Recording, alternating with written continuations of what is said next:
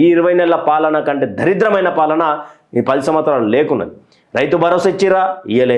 రైతు రుణమాఫీ చేసిరా, చేయలే. ఇందిరమ్మ రాజ్యం అన్నారు, ఇందిరమ్మ ఇల్లు ఇచ్చిరా అందరికీ, ఇయ్యలే. తర్వాత ఫ్రీ బస్ పథకం ఒక్కటి అందరికీ లబ్ధి చేసిరు. హైదరాబాద్లో గృహలక్ష్మి పథకం ఉన్నది, 200 యూనిట్ల కరెంటు కావాలి. రోజు నాకు 200 యూనిట్లు అంటే నెల మొత్తం జరుగుతుంది. కానీ ఇప్పుడు ఏమంటారు వీళ్ళు, బిల్డింగ్ ఉన్నది కదా, బిల్డింగ్ మొత్తాన్ని చేస్తామని అంటారు. ఎవరి మీటర్ అనుకున్నది కదా, ఎవరి మీటర్ అనుకున్నప్పుడు 200 యూనిట్ ఎన్నికే మీకు ఇబ్బంది ఏందని అడుగుతున్నాం. కేసీఆర్ని ఎన్నికేసుకొస్తున్నా, బీఆర్ఎస్ని ఎన్నికొస్తున్నా కాదు, వాళ్ళు చేసిరు, షాదీ ముబారక్ చేసిరు. ఇంకా దరిద్రమైనటువంటి విషయం ఏంటంటే, ఒక రైతు చనిపోతే 10 రోజుల దశదిన కర్మ రోజుల్లోపే రైతు బీమా 5 లక్షల రూపాయల చెక్కు ఇంటికి వస్తుండే. ఈరోజు రైతు బీమా తెలంగాణలో ఎక్కడా కనిపించదు, ఎక్కడ వినిపించదు. ఆనాడు రోజులు మళ్ళీ తీసుకొస్తాడని రేవంత్ అన్న పాటలు ఒక పాటలు ఉంటుంది. ఆనాటి రోజులు మళ్ళీ తెస్తాడు. ఎస్, ఈరోజు ఎమర్జెన్సీని తలపిస్తూ ఉన్నది.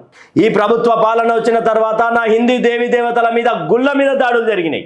నా హిందూ దేవీ దేవతల మీద రోజుకొక అన్యమతస్తులు మాట్లాడుతున్న కేసులు కానటువంటి పరిస్థితి. నా గణేష్ మండపాల కాడ, నా దుర్గమాత మండపాల కాడ పర్మిషన్లు, మేము డీజేలు పెట్టుకోవాలంటే పర్మిషన్లు ఉండవు. వాళ్ళు పాలస్తీన్ జెండలు ఎగిరేసినా కూడా పోలీసులు కల్లప్ప వేసుకొని దగ్గరుండి చూస్తారు. ఎక్కడ పోతా ఉన్న తెలంగాణ రాష్ట్రం ఈ 20 నెలల పాలన మీద, గత 10 సంవత్సరాల పాలన మీద ఎవరు బెస్ట్, కేసీఆరా రేవంతా?